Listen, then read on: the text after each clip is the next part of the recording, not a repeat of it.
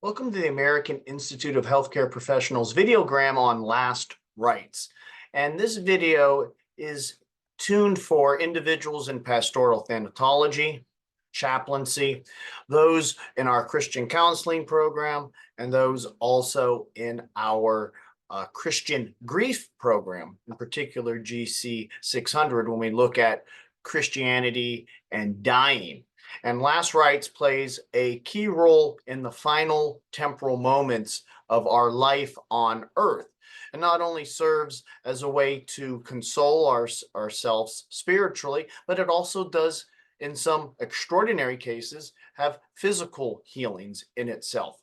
But again, the primary purpose of Last Rites is for the spiritual healing and for the preparation for the transition of the soul to leave the body and to enter into the next life. And of course, we know due to sin, death entered into the world. And since then, we have been dealing with how to view death as Christians, how to prepare for death as Christians, so that we can understand that death is only temporary. It's a result of sin, but it is transformative in that it takes us to our true home, which is not in this broken, fallen world in itself. Scripturally, in the book of James, chapter 5, for verses 14 through 15, James stresses the importance of laying of hands on the sick and anointing them with oil and then granting them the forgiveness of their sins.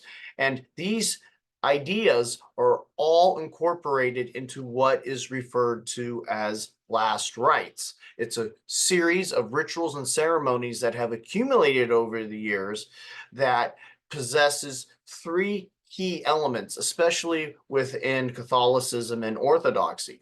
These three elements include confession, communion, and also the anointing of the sick itself, which are actually within the Catholic and Orthodox traditions, three separate sacraments combined together to form what we refer to as Last Rites. The anointing of the sick, though, in itself is its own sacrament, its own process, its own ritual itself. Now, in addition to the Catholic and Orthodox churches, the Anglican Church also views it as having a sacramental character. And within Lutheran and other mainline Protestant churches, it is seen as a critical and important ritual, but not so much as a sacrament. Now, as a sacrament, the anointing of the sick is one of the three sacraments of Last Rites in itself. Within Catholic and Orthodox theology, there are spiritual graces that are earned by Christ by his death on the cross that are applied sacramentally during this event to the soul and the body during dying. The outward sign, or what we refer to as the matter, M-A-T-T-E-R, the matter of the sacrament is holy oil, and holy oil is a physical sign of healing and strengthening in the ancient world. So this anointing can, in some extraordinary cases, promote physical healing, a miracle, but its primary purpose is a spiritual cleansing, preparing the soul for death, granting peace and acceptance with this. Anointing in itself can be received multiple times because throughout our lives, we may perilously come close to death.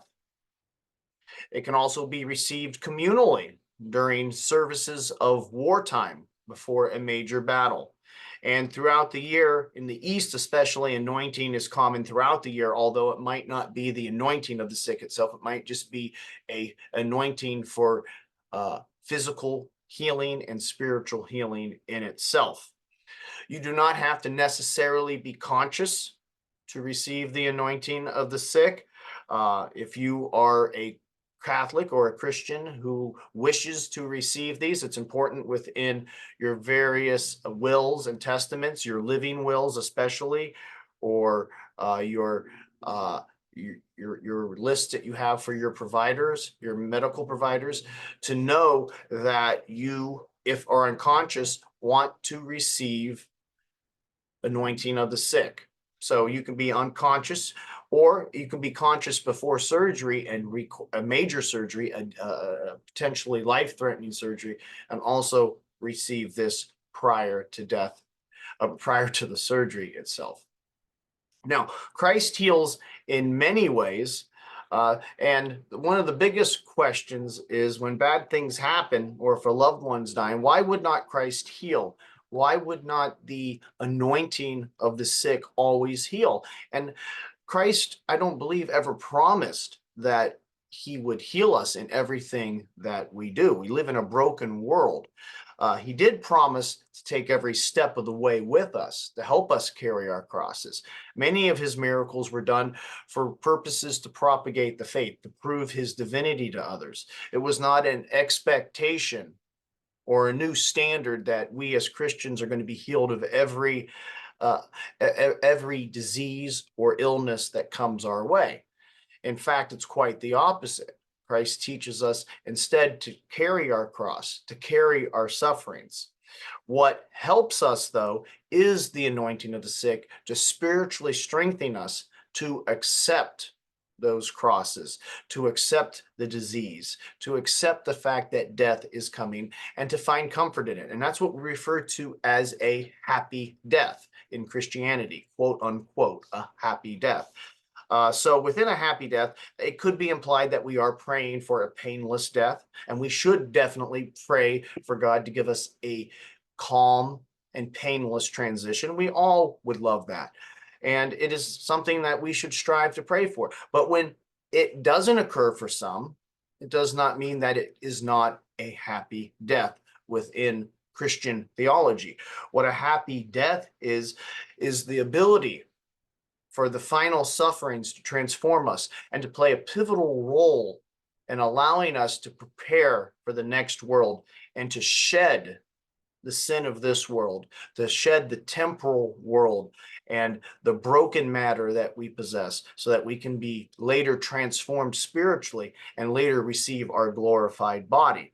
So a happy death is more about having Christ present with us, to have his grace and forgiveness, to give us that calmness, to know that our suffering will bear fruit if we put our suffering in union with Christ and offer it to the Father, and to know that we will not be abandoned on our deathbed, that all of the graces necessary for the salvation of our soul will be present.